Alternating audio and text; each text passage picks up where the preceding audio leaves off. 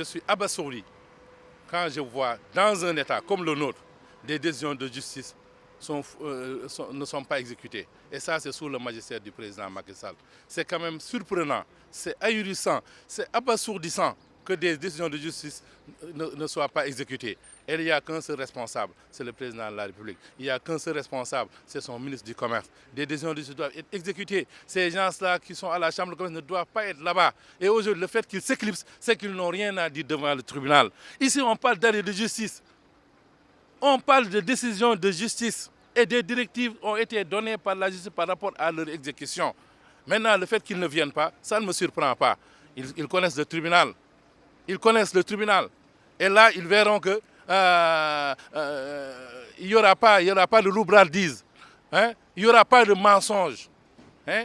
Et cause pour laquelle ils se sont encore éclipsés. Mais le 10 novembre, je les attendrai encore de pied ferme. Parce que ces gens-là, aujourd'hui, ils sont nuisibles pour la société sénégalaise. Ces gens-là sont nuisibles pour le secteur privé. Ces gens-là sont nuisibles pour tous les entrepreneurs ou bien tous les Sénégalais qui ont comme projet un jour quand même d'entreprendre.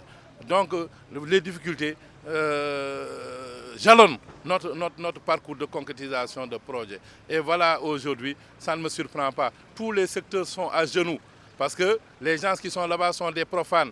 J'ai dit à haute et intelligible voix, le trésorier de la Chambre de commerce a plus de 80 ans et il ne sait ni lire ni écrire. Si c'était en Allemagne, Mme Angela Merkel se serait déplacée pour aller voir ce que j'ai dit. Si c'était en France, M. Emmanuel Macron se serait déplacé pour aller voir ce que j'ai dit. Ce n'est qu'au Sénégal aujourd'hui, ce n'est qu'au